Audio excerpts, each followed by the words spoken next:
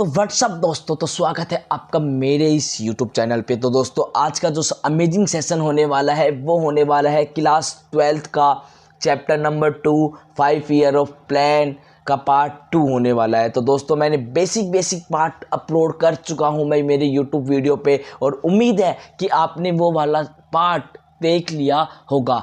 आज अपन बात करेंगे, थोड़ा फर्दर मूव करेंगे उस चैप्टर के लिए। तो दोस्तों जो आज का पार्ट है ना, वो बहुत ही मोस्ट इंपॉर्टेंट पार्ट है, और ऑब्वियसली आपके सीबीएसई बोर्ड में बहुत बार पूछा भी गया हुआ है।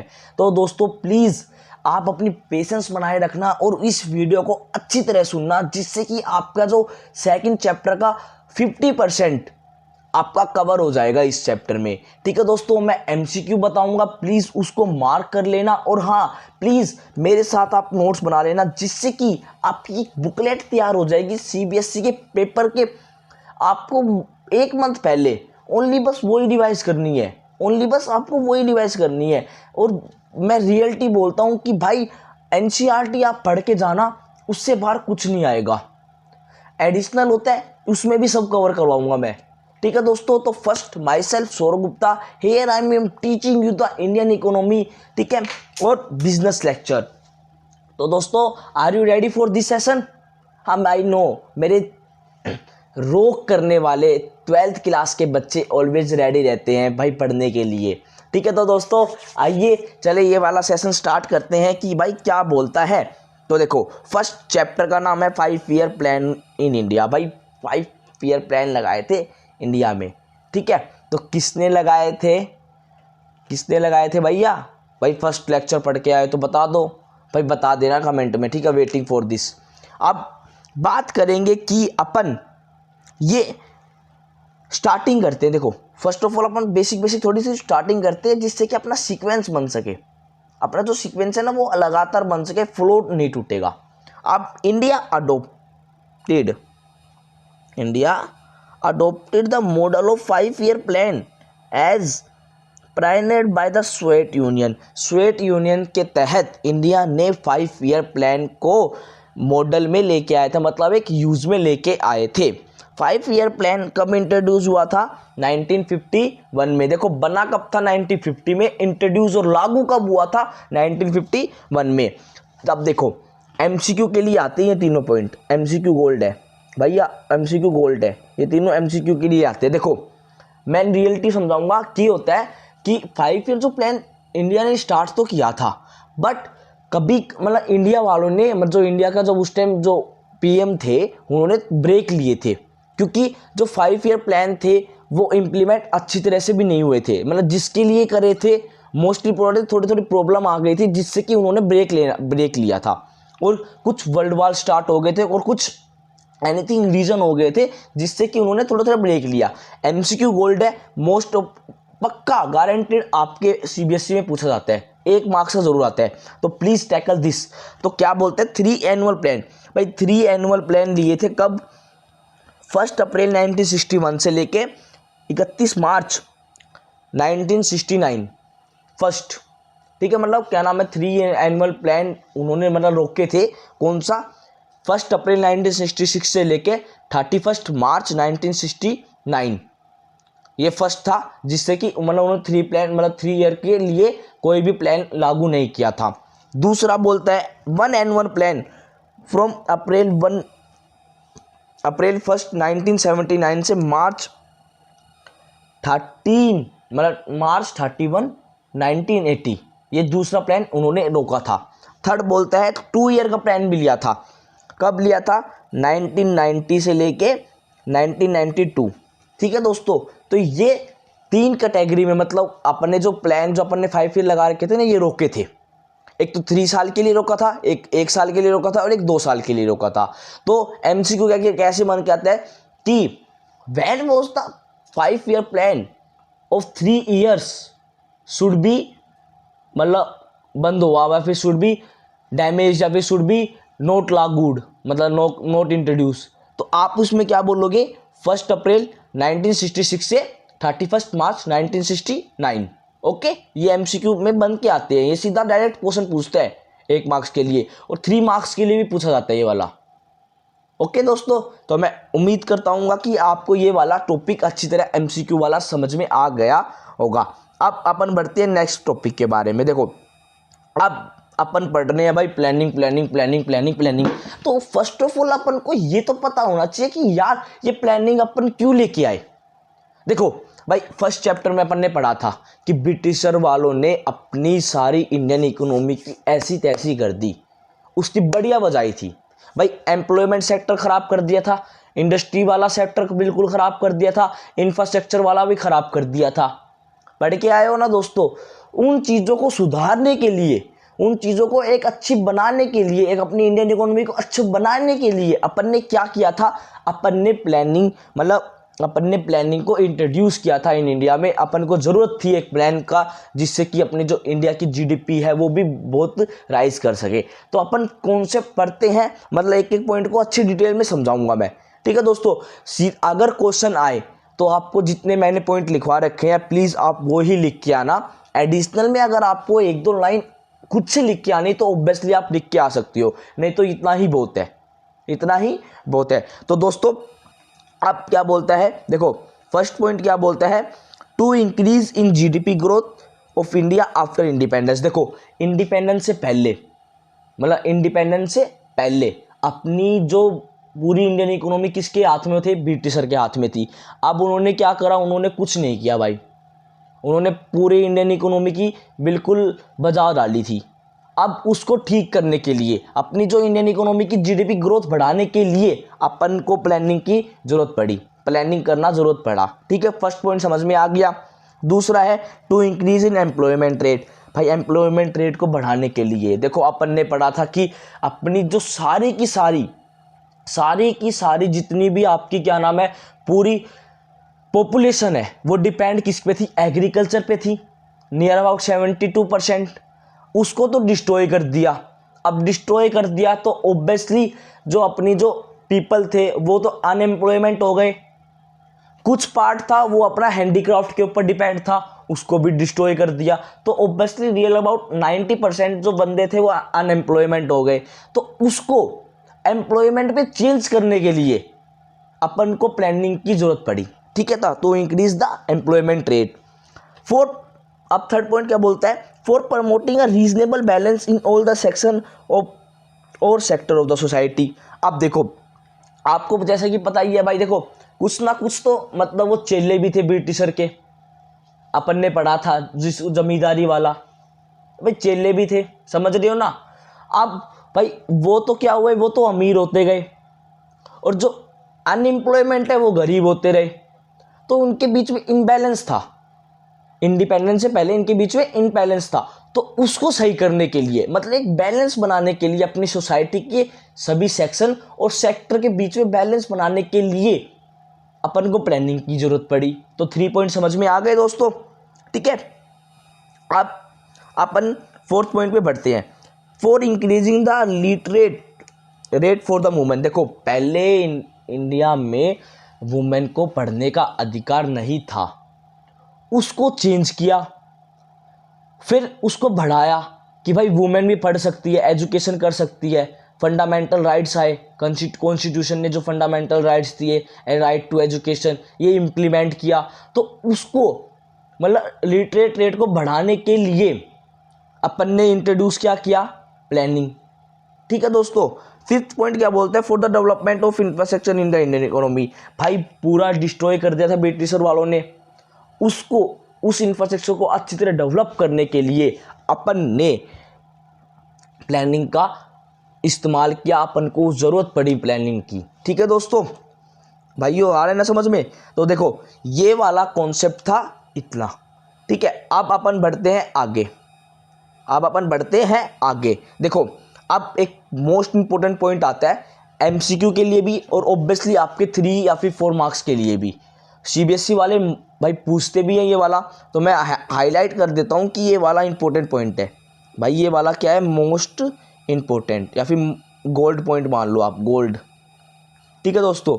इसमें मैं आपको बताऊंगा एमसीक्यू गोल्ड क्या क्या बनते हैं, आप ऑब्वियसली अपनी नोटबुक में राइट कर लेना। तो क्या बोलता है, प्लानिंग इन इंडिया, एक मिनट, हाँ, planning in India was closely link to the choice of economic system in India. भाई प्लानिंग अपन ने इंट्रोड्यूस करी थी ना इंडिया में, वो किसके मतलब बिल्कुल इक्वल है चॉइस इकोनॉमिक सिस्टम के, बिल्कुल इकोनॉमिक सिस्टम से। मतलब जो जो प्लानिंग अपन ने इंट्रोड्यूस करी थी वो इकोनॉमिक सिस्टम को देख के इंट्रोड्यूस करी थी अपन ने इंडिया के अंदर। Okay, economic system refer to economic order in the country. MCQ gold, MCQ gold question है भाई। इकोनॉमिक सिस्टम है ना, वो क्या था, इकोनॉमिक ऑर्डर था। मतलब जो इकोनॉमिक सिस्टम में अपन ने प्लानिंग लगाई थी ना, वो एक तरफ से एक मतलब एक तरह से ऑर्डर ही था इंडियन इकोनॉमी के ऊपर, इंडियन के ऊपर मतलब, या फिर इंडिया के ऊपर एक ऑर्डर दे रखा था कि भाई ऐसे ऐसे आप यूटिलाइज करो, अपन ने जो प्लानिंग लगाई हो ऐसे ऐसे आप यूटिलाइज करो। ठीक है दोस्तों, अब इकोनॉमिक ऑर्डर में क्या क्या इंट्रोड्यूस था या फिर क्या क्या इंक्लूडेड था, अब उसकी बात करते हैं। द सिस्टम ऑफ प्रोडक्शन, भाई अपन जो प्रोडक्शन कर रहे हैं ना, वो सारा का सारा सिस्टम इसके अंदर इंक्लूड था। क्या प्रोडक्शन हो रहा है, ठीक है, कहाँ से रॉ मटेरियल आ रहा है, कहाँ से कुछ आ रहा है, तो कुछ मतलब सब उसमें क्या था, एक रिकॉर्डेड था और एक सिस्टम से ही चल रहा था। The system of resource allocation, जितना भी अपने पास रिसोर्सिस था उसको एक बेटर वे में यूटिलाइज करना, जिससे कि अपन को मैक्सिमम बेनिफिट रिसीव हो सके। ठीक है दोस्तों, उस रिसोर्सेज को एक अच्छी तरह से सुटेबल मैनर में अपन यूज करते। The system of distribution of goods and services in the economy, जो अपन ने रिसोर्सेज लगाए, जिससे अपन ने अपना फिनिश प्रोडक्ट बनाया, जिससे हमने अपने प्रोडक्ट बनाया, उसको कौन कौन से मतलब कौन कौन से देश में, कौन कौन से सोसाइटी में, कौन कौन से मतलब इंडिया के पार्ट में उसको डिलीवर करना, उसको डिस्ट्रीब्यूट करना, ये भी उसके अंदर इंक्लूडेड था। इंपॉर्टेंट क्वेश्चन है दोस्तों, एमसीक्यू बन के बहुत बार आ चुका है, बहुत बार सीबीएसई वालों ने रिपीट भी कर चुका है। ठीक है दोस्तों, और प्लीज़ मेरे साथ नोट्स बनाना, आपको बहुत ज़्यादा बेनिफिट मिलेगा। रियली में आप बोलोगे 1 मंथ पहले कि हमारे पास बहुत बड़ा मटेरियल पड़ा है आपके पास। ठीक है दोस्तों, अब बात करते हैं अपन टाइप ऑफ इकोनॉमी। देखो फर्स्ट ऑफ ऑल थोड़ा थोड़ा कॉन्सेप्ट इकोनॉमी का भी अपने पास है, बट वो आप ऑब्वियसली पढ़ चुके हैं। देखो मैं इकोनॉमी की है ना डेफिनेशन बोल देता हूँ आपको, आप उसमें समझ जाना। भाई देखो ऑब्वियसली है, अपन को पता ही है भाई, इकोनॉमी बहुत बड़ी है, ऑब्वियसली उसको डिवाइड करना रहता है। अब जैसे कि ये ना बोलते हैं कि इकोनॉमी इज अ सिस्टम, भाई इकोनॉमी की डेफिनेशन है क्या, economy is a system of a country that define the policy and framework of the elected government in that country. मतलब जो गवर्नमेंट अपन ने इलेक्ट करी है ना, उसका फ्रेमवर्क कैसा है, उसकी पॉलिसीज कैसी है, जो कि मतलब जो पीपल रह रहे हैं कंट्री के अंदर है, उनको मतलब उनके लिए कैसा बर्ताव कर रही है, ये इकोनॉमी का मतलब होता है। ठीक है दोस्तों, अब इकोनॉमी 3 कैटेगरी में बांटी गई है, मतलब 3 कैटेगरी में 3 पार्ट में बांटी गई है। तो फर्स्ट पार्ट बोलता है कैपिटलिस्ट इकोनॉमी, दूसरा बोलता है सोशलिस्ट इकोनॉमी, थर्ड बोलता है मिक्स्ड इकोनॉमी। मैं आपको बता देता हूं कि India is the mixed economy. ठीक है दोस्तों, चाइना है वो कैपिटलिस्ट इकोनॉमी है, उसमें बस ओनली एक गवर्नमेंट की चलती है। ठीक है दोस्तों, अब बात करते हैं, अपन ब्रीफली पढ़ते हैं इनके बारे में। तो भाई फर्स्ट बोलता है कैपिटलिस्ट, एक just a minute, capitalist economy. तो capitalist economy is also called market economy और कैपिटलिज्म। एमसीक्यू गोल्ड क्वेश्चन है, एमसीक्यू गोल्ड क्वेश्चन है। ठीक है दोस्तों, define as one in which means of production are owned by individual and the individual are free to take their economic decision as guided by the principle of profit maximisation. देखो सीधी बात ये है कि वो इकोनॉमी जिसको own, manage और control करे कौन, इंडिविजुअल सेक्टर, और जिसका मोटिव हो प्रॉफिट ऑर्गेनाइजेशन करना, प्रॉफिट को कमाना, उसको अपन बोलते कैपिटलिस्ट इकोनॉमी। लाइक एग्जाम्पल के थ्रू आप ये भी बोल सकते हो कि भाई आपका बिजनेस ऑब्वियसली है, उसको ओन कौन कर रहा है, आप कर रहे हो। हाँ आपका बिजनेस है, जैसे आप उसको ओन कर रहे हो, उसके रिलेटेड डिसीजन कौन ले रहा है, आप ले रहे हो, समझ रहे हो ना, है जो कमाओगे मतलब प्रॉफिट हुआ वो कौन रख रहे हो, आप रख रहे हो। तो क्या बोलते हैं अपन, कैपिटलिस्ट इकोनॉमी है। ठीक है, अब इसमें अपन फीचर पढ़ते हैं, थोड़ा थोड़ा अपन इसमें फीचर पढ़ते हैं जो कि मोस्ट प्रोबेबिलिटी एमसीक्यू में पूछे जाते हैं और पेपर में 4 मार्क्स के पूछे जाते हैं। ठीक है, तो दोस्तों क्या है, private ownership of the property. Obviously भाई कैपिटलिस्ट इकोनॉमी की क्या है, प्राइवेट ओनरशिप है भाई, प्राइवेट ओनरशिप है। Government intervention is zero, government का कोई इंटरवेंशन नहीं होता उसके अंदर। वो अलग बात है कि लीगल जो लॉफुल है, मतलब लॉफुल कंसिडरेशन के लिए वो तो मैंडेटरी होता है गवर्नमेंट का इंटरवेंशन, बट ये नहीं है कि डिसीजन गवर्नमेंट लेगा। नहीं भाई, डिसीजन गवर्नमेंट नहीं लेगा, आपका डिसीजन, आपका बिजनेस आप ही लोगे। ठीक है दोस्तों, प्रॉफिट मोटिव, ऑब्वियसली अगर आप कुछ काम, आप धंधा खोलोगे या फिर आप कुछ काम भी करोगे तो ऑब्वियसली प्रॉफिट के लिए काम करोगे। ठीक है, existence of competition between producer, मतलब जो क्या नाम है ना, सबसे बड़ी चीज़ है इसमें कंपटीशन क्रिएट होगा। और भाई वो ये जितना बड़ा कंपटीशन होगा उतना बड़ा आपका बिजनेस लेवल हाई जाता रहेगा, कॉम्पिटिटर आएंगे उतना ही आपका बिजनेस हाई जाता रहेगा। Choice of making ability to consumer is not restricted, भाई इसमें ना जो क्या नाम है, जो चॉइस है ना कंज्यूमर को, वो बहुत ज़्यादा है भाई। वही बात है, अगर मान लो जैसे कि एग्जांपल के थ्रू समझते हैं, मान लो आपकी कपड़े की दुकान ये है, आपके साइड में भी कपड़े की दुकान है, 2 दुकान छोड़ के कपड़े की दुकान है, तो ऑब्वियसली है यार कंज्यूमर को क्या मिलेगा, कंज्यूमर भाई इसमें चॉइस करने में उनको बहुत ज़्यादा बेनिफिट मिलेगा, समझ रहे हो ना। और भाई जितना आपका कंपटीशन रहेगा उतने कंज्यूमर यहाँ पर आएंगे सामान खरीदने के लिए। तो यही बात है, इनइक्वल डिस्ट्रीब्यूशन ऑफ इनकम, भाई इनकम का जो डिस्ट्रीब्यूशन है ना वो क्या है, इनइक्वल है। ठीक है दोस्तों, तो मैं उम्मीद करता हूँ जितना मैंने अभी तक पढ़ा है आपको अच्छी तरह समझ में आ गया होगा। अब पढ़ते हैं अपन नेक्स्ट पार्ट में। नेक्स्ट पार्ट क्या बोलता है, मेरिट क्या है भाई इसकी, कैपिटलिस्ट इकोनॉमी की। तो कैपिटलिस्ट इकोनॉमी कौन सी है, प्राइवेट ओनरशिप वाली। ठीक है दोस्तों, प्राइवेट ओनरशिप वाली इकोनॉमी की। भाई बता दो यार हमें मेरिट्स क्या है इसकी, क्वेश्चन आता है ना तो बता देंगे यार, बताने के लिए तो आए हैं। अब क्या है, इंक्रीज इकोनॉमिक एक्टिविटी, भाई सबसे बड़ी बात है कि ये क्या इकोनॉमिक एक्टिविटी है, ये इकोनॉमिक एक्टिविटी है। Resources are used in best policy, जो रिसोर्सेज अपन यूज़ करते हैं ना वो एक बढ़िया पॉलिसीज़ में यूज़ होंगे, मतलब एक बढ़िया तरीके से यूज़ होंगे जिससे कि अपन को बेनिफिट अच्छा रिसीव हो सके। ठीक है, डायनेमिक इकोनॉमी, ऑब्वियसली है अगर आपका बिजनेस है तो आप चेंज होगे अकॉर्डिंग टू देयर, मतलब टेक्नोलॉजी मान लो आप, या फिर अकॉर्डिंग टू देयर इन्वायरमेंट आप चेंज करोगे अपना बिजनेस। ठीक है, rapid economic growth due to effective and efficiency of worker, obviously यार प्राइवेट सेक्टर मतलब प्राइवेट सेक्टर उसको होल्ड कर रहा है, मैनेज कर रहा है, तो ऑब्वियसली वो अपने वर्कर को मोटिवेट करेगा, अपने वर्कर से एफिशिएंसी एंड इफेक्टिवली काम करवाएगा, जिससे कि उस ऑर्गेनाइजेशन की अच्छी ग्रोथ होगी। ठीक है दोस्तों, मेरिट समझ में आ गई कैपिटल इकोनॉमी की, आई नो आ गई होगी। ठीक है, अब बढ़ते हैं डीमेरिट्स में। भाई देखो डीमेरिट्स में सबसे बड़ा क्या है, सोशल वेलफेयर नहीं है, सबसे बड़ी चीज़ है कि इसमें सोशल वेलफेयर नहीं है। तो क्या बोलता है, inequal distribution of income and wealth, सबसे बड़ी बात है भाई अनइक्वल डिस्ट्रीब्यूशन है, क्योंकि भाई एक तो सोशल वेलफेयर नहीं है इसके अंदर। ठीक है, बिजनेस इंस्टेबिलिटी, बिजनेस का इंस्टेबिलिटी है यार, पता नहीं कि ये बिजनेस कब बंद हो जाए कब चल जाए। रियलिटी की बात है, सबसे बड़ा चीज़, सबसे बड़ा इम्पैक्ट होता है कि बिजनेस भाई पता नहीं कि बिजनेस आज है कल नहीं है। मान लो आज प्रॉफिट में चल रही है, 3-4 दिन 5 दिन लॉस इतना ज़्यादा हो जाए कि ये बंद करना पड़े। ठीक है, कंज्यूमर एक्सप्लॉयटेशन, कंज्यूमर का भी एक्सप्लॉयटेशन हो सकता है इसमें। ठीक है, miss allocation of the productive resources, भाई जो रिसोर्सेज अपन ने यूज़ किए हैं मतलब उसका मिक्स एलोकेशन भी हो सकता है। ठीक है दोस्तों, ये है डीमेरिट्स इसकी। अब बात करते हैं अपन नेक्स्ट पॉइंट सोशलिस्ट इकोनॉमी की। तो सोशलिस्ट इकोनॉमी क्या बोलता है भाई, socialist economy is the one in which there is a social ownership of the mean of production, economic decision are taken by some central authority of the government with the view of maximise social welfare. भाई social economy वो economy है जिसको manage करता है, own करता है कौन, क्या नाम है, गवर्नमेंट ओन करती है, सेंट्रल अथॉरिटी ओन करती है, और जिसका मेन ऑब्जेक्टिव क्या है, सोशल वेलफेयर, भाई सोशल वेलफेयर प्रोवाइड करना। ठीक है, ओके, अब इसके मेन फीचर की बात कर लेते हैं अपन। अब इसके मेन फीचर क्या है, public and government ownership of the property, मतलब प्रॉपर्टी की ओनरशिप किसके पास है, गवर्नमेंट के पास है।